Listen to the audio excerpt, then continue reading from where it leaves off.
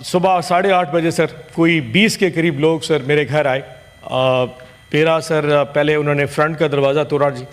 اس کے بعد سارے نوکروں کو باندھ کے سائڈ پہ رکھ دیا جی, باندھ کے پرے پھینک دیا. اور یہ آپریشن جوائنٹ آپریشن تھا, یعنی کہ میری جو فیکٹری اور جو میرا دفتر ہے وہاں پہ بھی 20-25 لوگ گئے کہ ان کو شک تھا شاید نماز سو رہا ہوں گا. بسم اللہ الرحمن الرحیم. السلام علیکم, welcome to my YouTube channel. آئیے پہلے ویڈیو دیکھیں پھر بات کرتے رہوں گا.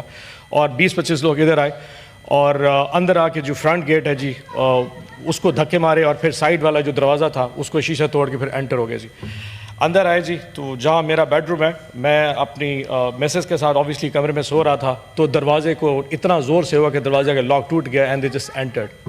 اور آتے ساتھ ہی جی I was grabbed from my collar جی, اور مجھے اٹھا کے اور گھسیٹتے ہوئے باہر لے گئے جی.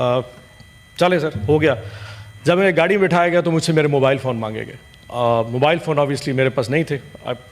فارچونیٹلی میں نے موبائل فون رات کو ایسی جگہ پہ رکھے تھے جہاں پہ مجھے خود بھی یاد نہیں رہے کہ وہ کس جگہ پہ تھے. تو اس کے بعد پھر جی میرے بیٹے کو پکڑ کے لایا گیا جی, کہ جی وہ 16 سال کا میرا بیٹا, اس کو لایا گیا کہ موبائل فون بتا ہوا تھا یہ بھی ساتھ جائے گا. چلیں سر سم ہاؤ ان کو شاید رحم آ گیا تو انہوں نے میرے ملازمے کی موبائل اٹھا لی اور میرے بیٹے کو جانے دیا. اس کے بعد سر کے اوپر سر ماسک تھا بلیک کلر کا.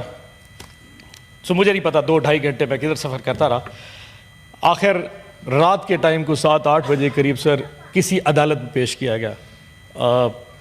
مجھے نہیں اندازہ میں کون سے ضلع میں کہاں تھا. جب میں جج کے سامنے پیش ہوا, جج صاحب کے سامنے, تو جج صاحب نے پوچھا کہ آپ کو پتہ ہے آپ پہ کیس کیا ہے. تو میرا سوال تھا سر مجھے یہ بتایا میں ہوں کس جگہ پہ. تو انہوں نے کہا جی تم تحصیل جزمان کی, بہاولپور ڈسٹرکٹ کی تحصیل جزمان کی عدالت میں ہو.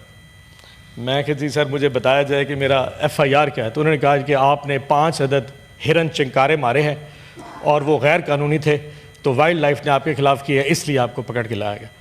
تو مجھ سے انہوں نے پوچھا کہ جی آپ کو کہاں سے اٹھایا گیا. تو میں نے کہا جی ملتان سے. تو وہ پولیس والا ساتھ تھا, تو اس نے کہا جی ان سے پوچھا کہ تم نے کہاں سے گرفتار. اس نے کہا جی میں نے بہاولپور کی فلانی گلی سے اس کو گرفتار کیا. تو جج صاحب نے کہا پہلے صلاح کر لو کہ آپ گرفتار کہاں سے ہوئے. میں نے کہا سر یہ جو کہہ رہا ہے اس کی بات سن لیں, میری بھی سن لیں, باقی تو آپ کا. تو خیر اینی وے اس کے بعد جج صاحب نے آرڈر کر دیا, 1 دن کا جوڈیشل ریمانڈ دے دیا. جب میں تھانے میں گیا تو مجھے پتہ لگا یہ وہ تھانہ ہے سر جہاں پہ کسی زمانے میں فواد چودھری صاحب کے اوپر مسجد کی ٹوٹیاں چوری کرنے کا پرچہ کاٹا گیا تھا. یہ وہی تھانہ ہے جہاں پہ شہریار افریدی کے اوپر گندم چوری کرنے کا پرچہ کاٹا گیا. تو جب میں نے اپنا پرچہ دیکھا کہ جی میرے اوپر 5 چکارہ مارنے کا الزام ہے, تو میں نے اللہ کا شکر ادا کیا کہ چلو عزت دار پرچہ تو ہے جی کم از کم, اور کچھ نہ ہو جی. بٹ نہیں ہو سر, بات گزر گئی, رات گزر گئی, پھر 1 دن کا ریمانڈ اور دوسرے دن کا ریمانڈ, اور پھر چلتے ہوئے اچانک پھر کل رات کو تقریباً کوئی 11 بجے مجھے سوتے اٹھایا گیا کہ جی تمہارا پروڈکشن آرڈر جاری ہو گیا اور آپ نے اسلام آباد جانا. اب آپ کو اندازہ ہے کہ سر یہ جو تحصیل جزمان ہے یہ ملتان اپنا اسلام آباد سے تقریباً 9 گھنٹے دور ہے جی. تو میں نے کہا کہ جی اس وقت تو سفر میں اتنا ٹائم لگ جائے گا, اور جی آپ کو جانا پڑے گا. میں نے ان سے پوچھا کیا اعجاز چوہدری صاحب کا پروڈکشن آرڈر جاری ہوا. تو انہوں نے کہا جی ہاں جی وہ بھی سننے میں آیا کہ TV پہ چل رہا ہے کہ وہ بھی آ رہے ہیں. آئی واز ناٹ شیور, میرے پاس کوئی مینز آف کمیونیکیشن نہیں تھا. انڈر دس ایکسپیکٹیشن کہ میرا اور اعجاز چوہدری صاحب کا آپ نے اکٹھا سٹینڈ لیا تو ہم دونوں آ رہے ہوں گے. رات کو 11 بجے جی مجھے اٹھا کے, ویسے ہی آپ کو شاید حالت سے اندازہ ہو گیا کہ جس حالت میں تھا اسی طرح نکل کے آ گیا بستر میں سے.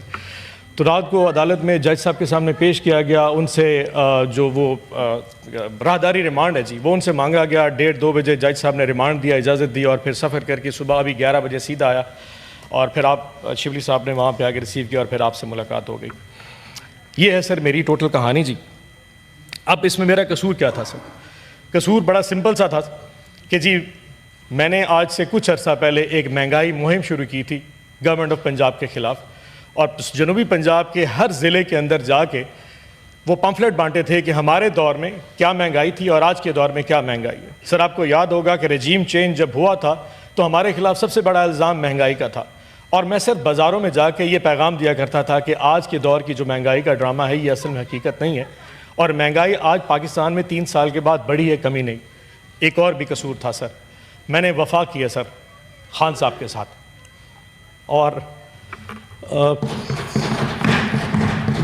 آئی ایم شیور اس کی ایک قیمت ہے سر, وفا کی قیمت ہے, آئی ایم شیور آپ نے بھی بھری ہوگی سر. لیکن سر ایک چیز ہے, اذان نہیں اچھا سو سر وفا کی ایک قیمت ہے تو آئی ایم شیور وہ میں نے ادا کی ہے, آپ نے بھی ادا کی ہوگی سر یقیناً, لیکن سر ایسی چیزیں کبھی بھی مجھے میری وفا سے ہٹا نہیں سکتے سر. میں اپنے لیڈر کے ساتھ سچا تھا, میں لیڈر کے ساتھ سچا ہوں اور میں لیڈر کے ساتھ سچا رہوں گا سر. عمران خان میرا لیڈر ہے, وہ اس وقت جیل میں ہے, اس کے ساتھ ظلم ہو رہا ہے. بشرا بی بی جیل میں ہے, ان کے ساتھ ظلم ہو رہا ہے, اور جب تک سر میرے سانس میں سانس ہے میں اپنے خان کا نام زندہ لے کے رہتا رہوں. عمران خان زندہ باد کرتا رہوں گا, نو میٹر آپ کتنی دفعہ مجھے گھر سے میرے بستر اٹھا کے دوبارہ گرفتار کرتے رہیں سر. یہ چیز وفا رک نہیں سکتی سر. میرا قصور یہ ہے کہ سر میرا قصور سر یہ ہے کہ میں نے اپنے اسیران کے لیے آواز بلند کی, میں نے شامود قریشی کے لیے آواز بلند کی, میں نے ڈاکٹر یاسمین راشد کے لیے آواز بلند کی, میں نے محمود رشید کے لیے آواز بلند کی, میں نے عمر چیمہ کے لیے کی, میں نے سینیٹر اعجاز چودھری کے لیے, اور تمام ان ورکرز جو پاکستان میں اریسٹ ہوئے ہیں میں نے ان سب کے لیے آواز بلند کی. میرا قصور یہ ہے کہ میں حق کی آواز کے ساتھ کھڑا رہا اور ٹاک شوز پہ آ کے اس حکومت کے وقت کے خلاف وہ بات کرتا تھا شاید کرنے میں آج کے دور میں جس کے اوپر آپ کو